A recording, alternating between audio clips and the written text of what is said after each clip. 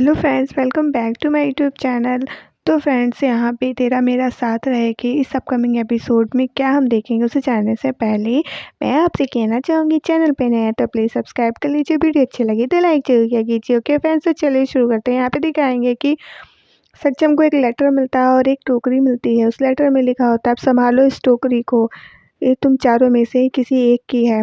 तो ये चारों के चारों हैरान हो जाते हैं कि हम चारों में से, क्योंकि उस टोकरी में एक बच्ची होती है। तो वो कहते हैं कि हम चारों में से एक है, किसकी है? पर तभी चिराग कहता है कि क्या आज 1 अप्रैल है? तो कहता नहीं। तो सक्षम कहता है, तो कहता है लग रहा है मुझे किसी ने 1 अप्रैल वाला मजाक आज ही कर दिया है कि इस टोकरी से इतनी सुंदर बच्ची निकली है। तो सक्षम कहता है किसकी है पर ये? सक्षम उस बच्ची से पूछता है कि बेटा तुम्हें किसने भेजा है ये मजाक करने के लिए? तो वो बच्ची उस चिट्ठी की तरफ इशारा करके कहती है। तो ये लोग कहते हैं तो उस चिट्ठी कहते इस चिट्ठी की तरफ इशारा कर रही है। तभी फिर सक्षम उस चिट्ठी को ओपन करके देखता है तो उस चिट्ठी में क्या लिखा होता है कि इस टोकरी इसमें जो बच्ची है वो तुम लोगों की है। तो वो कहता है कि बेटा ये बताओ, इस चिट्ठी में जो कुछ लिखा है वो झूठ है ना? तो वो कहती है नहीं, सच है। तभी कहता है नहीं। सक्षम कहता है ये जोक है ना बेटा, बोलो जोक है। तभी फिर वो चिट्ठी पढ़ता है तो उससे है कि तुम्हारा नाम क्या है? तो वो बच्ची कहती है, उस चिट्ठी की तरफ इशारा करती है। तो चिराग चिट्ठी पढ़ता है तो कहता है क्या तुम्हारा नाम केसरी है? तो वो कहती है हाँ। तो कहता है अच्छा। चिराग कहता है इस बच्ची का नाम केसरी है। तो बेटा लेकिन केसरी तो आम को कहते हैं, फिर आप इसमें कैसे? तो वो सक्षम कहता है चुप करो, तुम लोग भूल गए शायद कि इस चिट्ठी में क्या लिखा है। इस चिट्ठी में लिखा है कि ये जो इस टोकरी में फल जो है वो तुम चार में से किसी एक का है। इसका मतलब है कि ये हम चारों में से किसी एक की है। ये चारों लोग देख रहे होते हैं एक दूसरे को, सोच रहे होते हैं किसकी है। तभी फिर मुन्ना कहता है ये मुंडी हिला रही है पर मेरा इससे कोई लेना देना नहीं है, मैं चला यहाँ से। तो चिराग पकड़ लेता है, कहता है कि कहाँ चले? लेना देना नहीं है मुन्ना भैया। तो कहता है नहीं, मेरा सिर्फ एक ही बेटा है जिगर। सक्षम कहता है तो फिर ये कहाँ से आ गई? तो मुन्ना कहता मुझे नहीं पता ये कहाँ से आ गई है। तो सक्षम कहता है पर इस चिट्ठी में लिखा है कि हम चारों में से किसी एक की है। तो सक्षम के जो पिताजी होते हैं वो इधर उधर देखते हैं। तो मुन्ना कहता है इधर उधर कहाँ देख रहे हैं आप? तो वो कहता है यार चरासी मेरी उम्र का तो लिहाज करो। तो वो कहता है कि अच्छा, हम चार में से ही किसी की बच्ची है ये, मेरे जीजा जी के पिताजी। तभी सक्षम कहता है हो सकता है। तो उसके पिताजी कहते क्या? कहता हाँ हो सकता है कि नहीं। तो फिर आगे दिखाते हैं कि वो सक्षम को देख रही होती बच्ची। तो मुन्ना कहता है ये इधर देख रही है। तो सक्षम कहता है देख रही है तो क्या मेरी हो गई? तभी वो कहता है अब हमें पता करना होगा 8 साल पहले किससे गलती हुई थी, हमें 8 साल पहले के सोचना होगा। तो ये चारों लोग सोचते हैं कि 8 साल पहले क्या हुआ था। ये चारों के चारों सोचते रहते हैं, दिमाग लगाते हैं कि किससे गलती हुई थी किससे नहीं। बड़ा ध्यान से सोचते हैं चारों के चारों कि 8 साल पहले क्या हुआ था। फिर ये लोग कहते हैं किससे? मुन्ना कहता नहीं मेरी नहीं है, मुझसे कुछ नहीं हुआ था ऐसा। तभी तभी जो है मुन्ना कहता है चिराग। तो वो कहता है क्या क्या चिराग? तो कहता है देख तेरी शक्ल मिल रही है उससे। कहता है शक्ल मिल रही है? कहता हाँ देख आंखें देख और होंठ देख, ये सब तेरी तरह मिल रहा है ना? तो चिराग तो सक्षम कहता है चिराग तुमने ये सब कैसे किया? तो वो कहता है अरे अरे अरे, ये मुन्ना भैया कुछ भी कह रहे हैं, आप मान रहे हैं? ऐसा कुछ भी नहीं है, ये सब झूठ है। अभी चिराग कहता है एक मिनट मुन्ना भैया के लिए कि ये 8 साल पहले ये क्या थे? तो सक्षम कहता मुन्ना भाई कि मुन्ना भाई तब जब ये गली से निकलते होंगे तो लोग कहते होंगे अरे पिताजी जा रहे हैं पिताजी जा रहे हैं। तो मुन्ना कहता है कि 8 साल पहले मैं मुन्ना भाई था। ये सब के सब मुन्ना के पीछे पड़ जाते हैं। मुन्ना समझाता है कि नहीं मैंने ऐसा कुछ नहीं किया है, पर ये लोग पीछे पड़ते। तभी वो बच्ची सोचती है कि ये क्या, ये लोग तो अपने में ही उलझे हुए हैं। तो वो टोकरी से निकल के भागने लगती है। तभी फिर ये लोग कहते हैं पकड़ो पकड़ो। तभी चिराग उसे ले आता है और उसे तो वापस टोकरी में बिठाता है, कहता है यहीं रहो। तभी फिर वो कहते हैं कि अभी भाग जाती। सक्षम के पिताजी कहते तो अभी ऑटो में हंगामा मच जाता, अभी ये सारी के सारी शक करने लगती। तो वो कहता है कि तो अच्छी बात है ना, सबको पता चल जाता जब बच्ची मेरी है ही नहीं तब काहे की इतनी चिंता। तो कहते अच्छा। तभी फिर बच्चे से कहते यहीं रहना, फिर हम अभी आ रहे हैं। फिर तो दिखाते हैं कि यहाँ पे जो है आशी की मम्मी जो है खाना बना रही होती हैं। तभी फिर वो अपनी बहू से कहती हैं कि कम से कम खाना बना तो नहीं सकती है, हेल्प तो करा सकती है ना, अब तो हम दोनों के बीच सब कुछ सही हो गया है। तो वो कहती हाँ।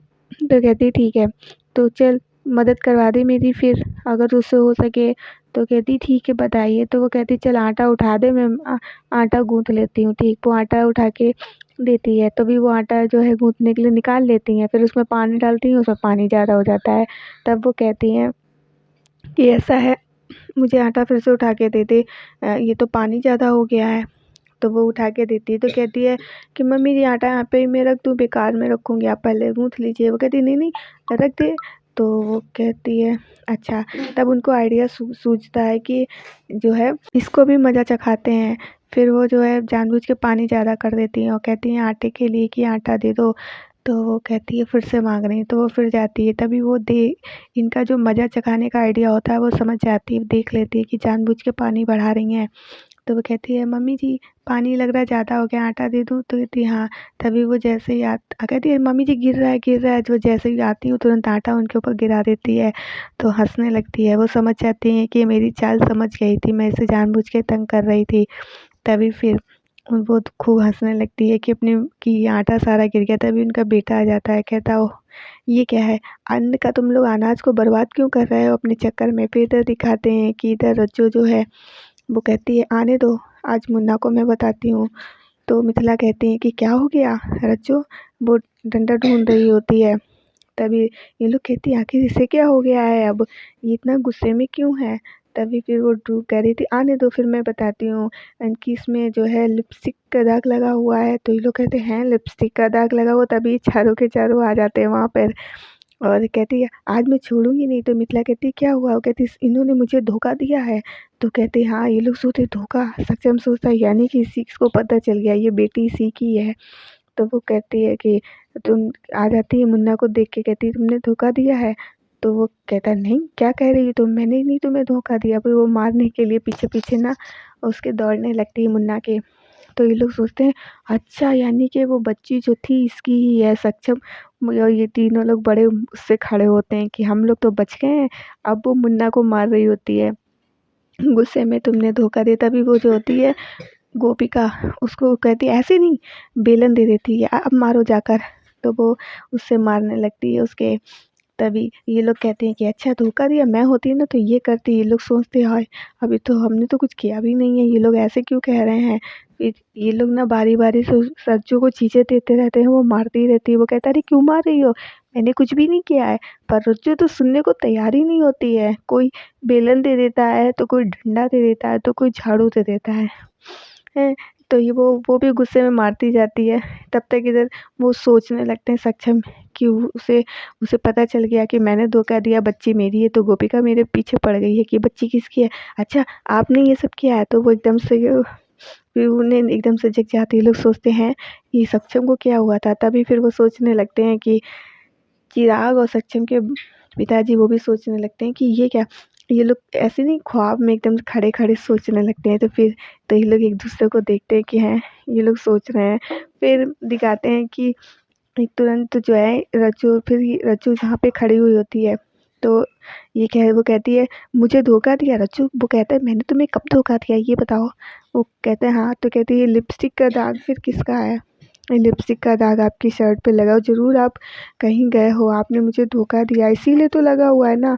तो मिथिला मोदी कहती हैं कि अगर ऐसी बात है तो बिल्कुल सज़ा देनी चाहिए, मैं होती तो मैं बिल्कुल भी नहीं छोड़ती। तो ये लोग सोचते हैं यहाँ तो मामला बिगड़ता ही जा रहा है, अभी तो बच्ची भी नहीं सामने आई है। तभी फिर वो समझाता है मुन्ना उसको। तो वो कहती है कि ये बताओ उस पे दाग लगा हुआ था तो ये किसका था? तो वो कहता है अरे परसों तू ही तो चिपक रही थी, तब तो मान नहीं रही थी, तेरी तो लिपस्टिक का था। तो वो कहती है मगर ये नीले कलर की। कहता है हाँ तू ही तो कह रही थी। तो वो एकदम शर्मा जाती, कहती अच्छा मेरी लिपस्टिक का दाग था, अरे मैं तो भूल गई थी, तुझी को तो पड़ी थी, अब शर्मा क्यों रही है? मारते टाइम तो मुझ पे इल्ज़ाम लगाते टाइम तो तूने एक बार भी नहीं सोचा, अभी तुझे शर्म आ रही है? इतनी देर से मैं कह रहा हूँ कि मेरी बात तो सुन लो। यहाँ गोपिका और ये सारे के सारे शर्मा जाते हैं, ये लोग भी साथ में और हंसने लगते हैं रज्जू की हालत देख के कि रज्जू ही की लिपस्टिक का दाग था वो। लेकिन रज्जू को समझ में ही नहीं आया, रज्जू मुन्ना के पीछे पड़ गया, मुन्ना की ऐसी की तैसी कर दी। मुन्ना की तो बैंड बज गई थी। मुन्ना कहता क्या यार सबके सामने मेरी इतनी बेइज्जती की, मुझे इतना मारा है, तब तो एक बार भी नहीं सोचा, और अब देखो कैसे शर्मा रही है, वो लिपस्टिक की दाग इसका है, अब मत बताओ किसी को, तब वरना ना इसको बड़ी शर्म आएगी। तो कहती तभी मुन्ना फिर उसको गले से लगा लेता है, कहता है नहीं ऐसा कुछ भी नहीं होता है, तुम गलत समझ रही थी और तो पहले बात को जान तो लिया करो। तो फिर इन दोनों का शॉर्ट आउट हो जाता है। ये लोग सोचते हैं कि चलो मुन्ना का तो क्लियर हो गया। वो सक्षम सोचता है कि यहाँ तो मैटर ही कुछ और था, हम तो कुछ और ही सोच रहे थे, पर यहाँ तो कुछ और ही था। यहाँ पे तो वो लिपस्टिक के दाग की वजह से शक कर रही थी। तो फ्रेंड्स आज के लिए इतना ही। वीडियो अच्छी लगी तो लाइक कीजिएगा, चैनल पे नया है तो प्लीज़ सब्सक्राइब कर दीजिएगा। मिलेंगे नेक्स्ट वीडियो में, तब तक के लिए बाय बाय फ्रेंड्स।